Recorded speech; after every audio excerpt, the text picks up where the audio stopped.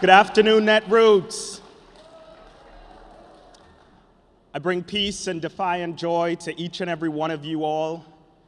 I want to welcome and thank you first for all the work that you have done and continue to do to ensure that those most vulnerable amongst us and our movement, the progressive movement, can continue to advance, continue to build, and continue to grow in numbers.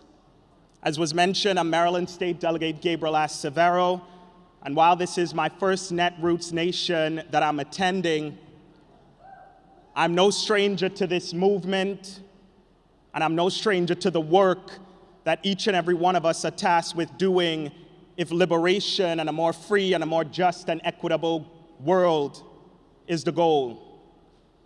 Sisters and brothers, family, we are all living in precarious times.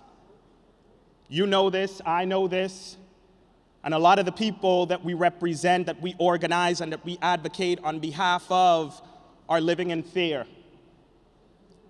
Because decades of neoliberal policies have led to neo-fascism potentially coming into power again. And what that means that each and every one of us are the foot soldiers, some of us are the frontline soldiers. Shout out to my environmental justice organizers and advocates. You all are the ones that guarantee the struggle for all other injustices. But we recognize that we have an administration, we have a party, and we have individuals who are hell-bent on eroding all the advancements that we have made at the state and at the local level, and more recently at the federal level. And what that means is that we have to work that much harder.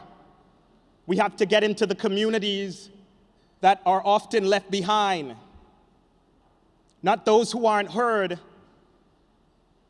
but those who don't have the power, who aren't closest to power, to make a difference or to shake the table. But that's where each and every one of us come in. Because this work that we have to do, while some of us may be afraid, it is important work, and so we're gonna have to do it afraid. But we have to do this work because so many communities depend on us being victorious. And what that means is that we not just have to focus on the Congress, but we have to focus on state legislatures, county councils, city councils, boards of education. Because everything that we have to struggle for is only going to be accomplished by organizing. Organizing is the tool of the oppressed, and it is also faith-based work. Because each and every one of us believe we are envisioning a future that none of us have never seen, but we know is possible. When we talk about clean air and clean water and a planet to leave to your generations yet unborn, that's faith-based work. When we talk about bodily autonomy and reproductive freedom, even though that's not the reality right now, that is faith-based work. And the only way that we're gonna win is by organizing. Organizing is the tool of the oppressed, but it is the way that we come together in a coalition with similar causes to fight for what we believe in. And so today, I'm encouraged by every single person in this room and those outside of this room, because I know that our movement is still alive. And this country, this world will become one of two things: what we make it or what we allow it to become. And I refuse to allow it to become one where we invest more in war and we don't invest in the poor.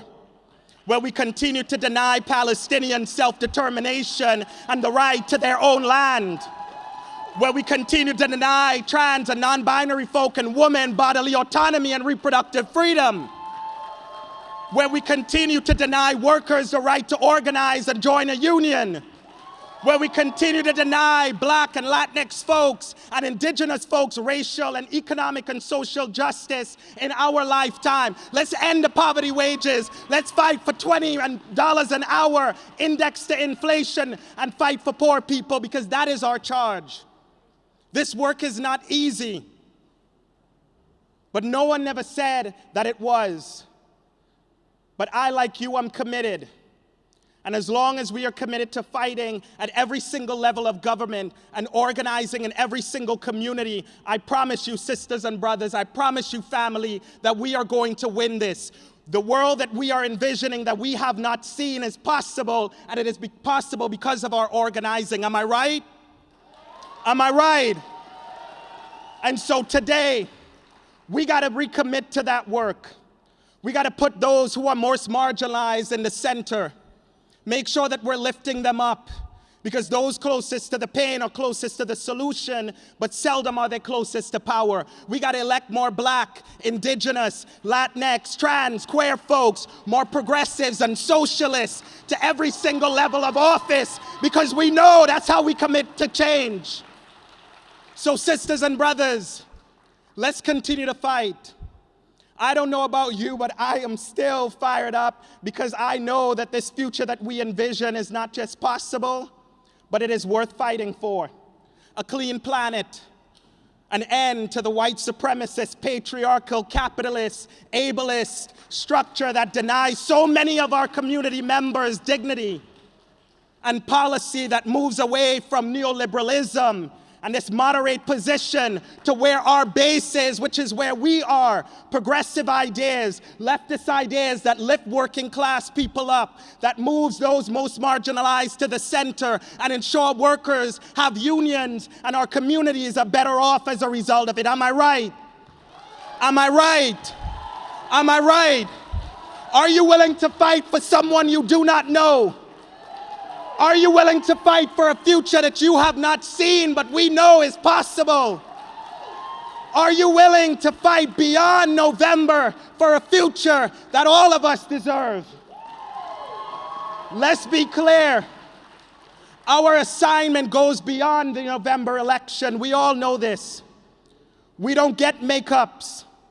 So this is our assignment as progressives and as socialists. Shout out to all my socialists in the room. This country and this world, we as progressives and socialists have a charge of creating a progressive vision and bending reality to that vision. That is our assignment. And those who stand in our way, and there will be many, we have to be committed to moving aside and getting straight to the people who are most impacted, because the message that we have is a winning message. Am I right? Am I right? Let's fight for working class folks. Let's fight for indigenous people. Let's fight for Black and Latinx folks. Let's fight for people with disabilities. Let's fight for Palestinians and for Haitians and those in the Congo who are living the results of failed U.S. foreign policy. Let's fight for all of them. Our movement, our solidarity does not end at any fixed borders. Our solidarity transcends beyond these man-made borders that some people want us to believe that we should subscribe to. But liberation for Palestine, liberation for Haiti, liberation for the Congo, liberation for all oppressed people. Are you with me? Are you with me, Netroots? We gonna organize and we gonna win. Solidarity. Thank you.